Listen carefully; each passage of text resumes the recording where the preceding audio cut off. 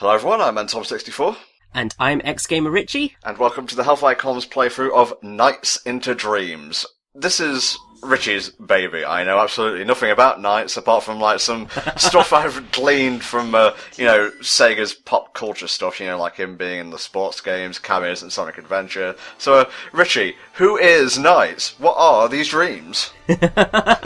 So, Nights is a jester, and he is here to help children kind of have good dreams, basically. Okay. I should probably detail that I've got a bit of a weird relationship with Nights in general, because Nights Journey of Dreams is actually the first playthrough that I ever did on YouTube. Okay. And that playthrough was actually also basically the way that you and me got introduced, because I sent in my Nights Journey of Dreams playthrough as a submission for Hellfire Playthroughs. Oh, I remember now, yeah. Yes. Then, a few years later, when I'd gotten a page and I was much better at commentating, I was just like, I'm going to redo that playthrough. And it's one of the best playthroughs I think I've ever done, and I've loved it ever since. So, Nights in general has a really special place in my heart. However, this original game doesn't quite have that. Mm-hmm. Because I never experienced it as a child. Nights Journey of Dreams was my first Nights game. And the only reason that I kind of got Nights into Dreams HD, which is this particular version, was because I wanted to see where the game had originally started. And I have rather mixed emotions about where it started. I have no emotions because I've never played the friggin' thing. My experience with Nights is solely based, like I said, on references in other games, and also that one minigame in what was it, the iToy? Sega Superstars? Oh yes, because it was Sega Superstar Tennis, and then they had all the extra iToy stuff in it, didn't they? No, Superstar Tennis is entirely different. Superstars is a thing that came well before it. It was a thing for the iToy. Yeah, so Nights was there, and also Nights actually turns up in both Sonic Adventure 1, in the casino level, because there's a Nights board on the pinball machine. Casinopolis, what the fuck is going on? Nightmares! This is what happens. You have a sort of slightly scary dream, and then everything turns into demons. Jesus fuck! I thought the comics were weird. I will point out that it's a very weird opening to the game. So you open the game up, you get kind of that first opening cutscene that we had before, you get sent straight to the title screen. Now, you can go straight into playing the game normally, and so on, but you don't get the intro cutscenes for the characters, which is frustrating, because you need them to get plot. Right. So all two character introductions are available on the title screen, you just have to wait for them to roll. I've just kind of edited them into nice, neat places so that we get the start of Claris's story, the end of Claris's story, then the start of Elliot's story, and the close of Elliot's story, so it's a nicer path. I certainly remember flying through here in pinball form in SADX. Yes, this is Spring Valley, and it is wonderful, and introduces us into the gameplay of Nights. Basically, you are going to go through about 4 mares, as they're called. They're basically laps of the area. Okay. You have got to collect enough blue chips to destroy the Idiocapture, which are these big blue capsule thingies. Okay. You need 20 to kind of clear them. Then you have a period of time to kind of get links, get a higher score, and then you need to return to the that thing there that we've just passed, which will kind of then close off that mare. You'll get a rank, and you can continue into the next one. Okay. I'm going to be honest, most of this playthrough is just going to be me sitting going, and watching the pretty colours. Well, I'll get you to react to some things. That fucking nightmare-induced scenario at the start is good enough, right? Now, obviously the game originally came out on the Sega Saturn, but it was then re-released on the PS2, although I think that was only in Japan. Please correct me, comment section, if I am wrong on that one. But then it was kind of not really easy to get access to for the longest time, and then they finally released Nights into Dreams HD on the PS3 and 360 in 2012. And I mean, they teased it beforehand with, I think it was a high-definition screenshot of one of Elliot's levels, Elliot being the boy character for the game. And that got me quite excited, because it was just like, oh my gosh, I'm actually going to be able to play the original Knights. Finally, I can stop being such a scrub. Exactly. Unfortunately, and I'm probably in the minority of people who actually prefer Journey of Dreams. Yeah, I've heard very, very mixed things about the sequel. Yeah, basically, people who enjoyed the original Knights tend to really hate Journey of Dreams because it's got a more involved story, so you have actual cutscenes, you have voice acting. There is effectively a plot where there is no plot here. You also have different kind of gameplay varieties, so you're not just doing the sort of going around the same arena trying to collect blue chips and scores and all of that. You actually have a variety of things, and I don't think people were fond of some of the options that they were given for gameplay. Also, in the Knight's transformations are nightmarish. Yes, although that said, you will see one particular Knight's transformation in this game that is also equally nightmarish. Okay, I'm looking forward to that. So, yeah, people have a lot of complaints with Knight's Journey of Dreams. That said, I do prefer that game. I think it might just be because it was the first Knight's game I played. It has a special place in my heart because of it being so important to my YouTube channel. Yes, we've covered this already. But actually, on a critical level, I would say that Journey of Dreams is the much more accessible game. Because, as you can probably tell, Into Dreams is confusing as all hell. I was going to ask, actually, how are you, like, in terms of proficiency when it comes to Knights here? Are you good at getting combos, forming links? Because I had a little bit of a shufty through the footage before we started, and I saw a lot of C's.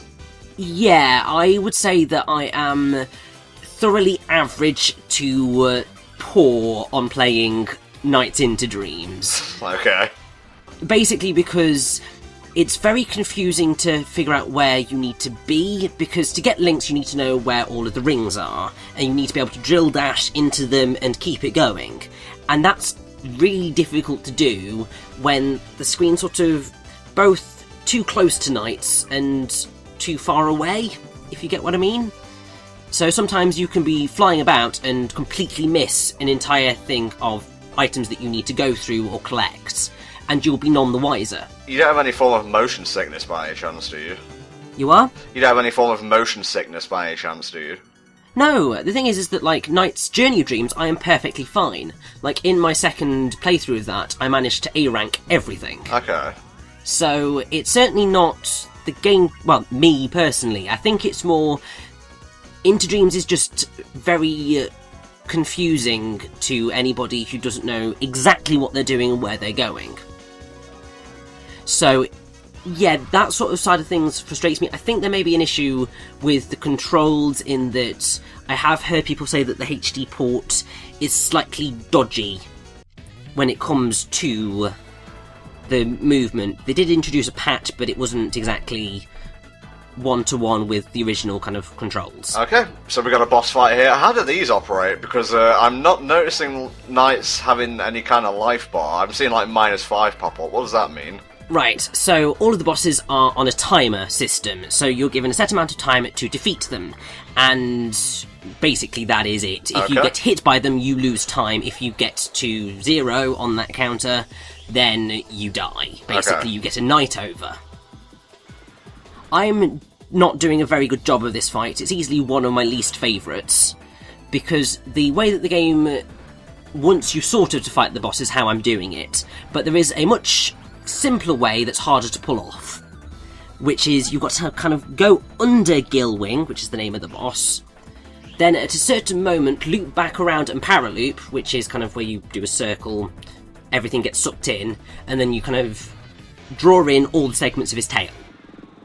That is the way that you get a high ranking on this fight. Unfortunately, I am goddamn awful at it, as you can probably tell. Well, you know, I'll judge you offline, not during a commentary, I guess. This is definitely kind of, I think, the worst run that I do of this boss, because he is going to return, although not in the main story mode of NiGHTS. Ah, ominous. Yes, but that is basically the gist of how the game works. Once you get to the end of the boss, you get kind of a multiplier depending on how quickly you beat the boss, and that will ultimately lead to your final rank. C for average. As you can tell, I'm really not that good at the original NiGHTS. That's probably part of the reason why I don't like it as much. I like that. Sonic, Knuckles, Miles, Amy. Well, I mean, NiGHTS was made by Sonic Team. It's probably one of the few titles that they've made outside of Sonic. Also Rystar. Exactly, yes. So, I mean, I do just wish that they had treated NiGHTS better.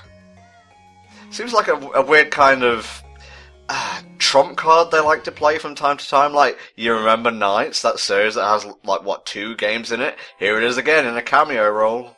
Yeah, exactly. And the thing is that, as a concept, NiGHTS is actually ingenious. Because it's the whole idea of going into your dreams, confronting your demons, and coming out a better person. That's essentially what it's about. And it's really heartwarming when you think about it. And gameplay-wise, there's nothing out there like it. And it is a lot of fun.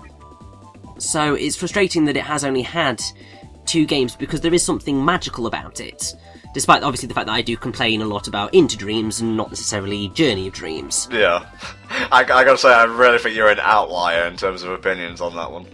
Well, I definitely am, and I think that is entirely just because of the reasons that I stated. I have a massive bias towards Journey of Dreams, but I would say that on a critical level, I would argue that it is actually a better game than Into Dreams. I think you suggested that we actually do Journey of Dreams, and I was like, I don't know, man, I'm looking at this footage, and it's causing me to have nightmares, so maybe not.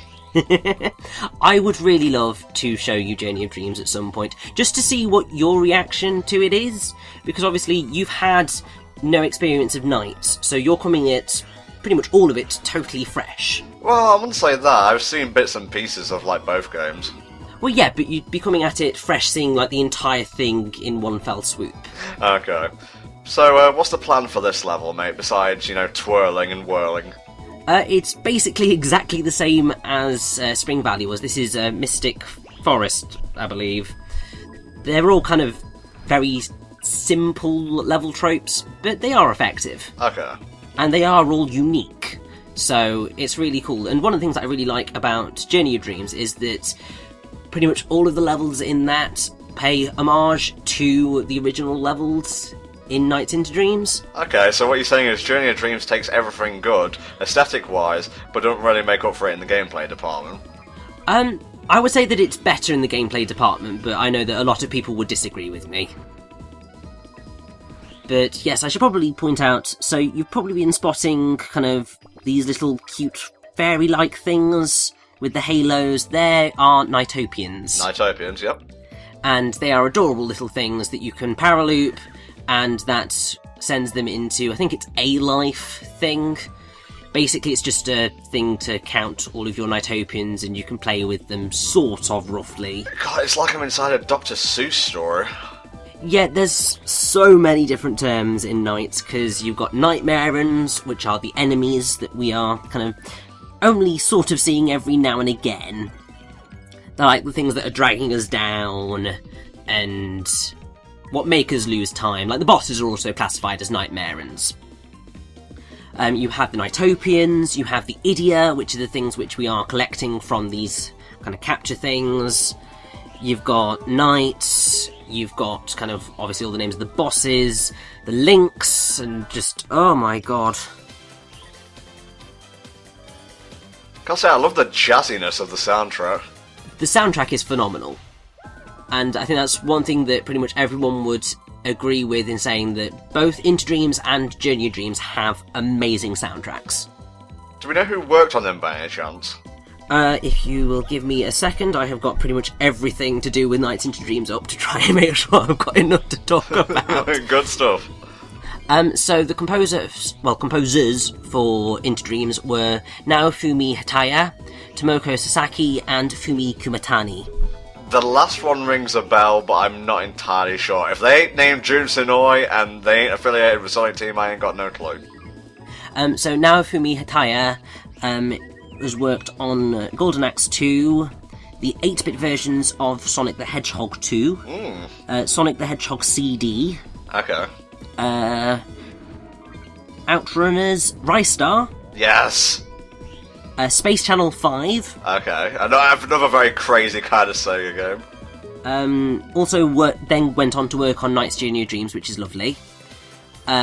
Rhythm Thief and the Emperor's Treasure. Oh, yeah, that mixed bag.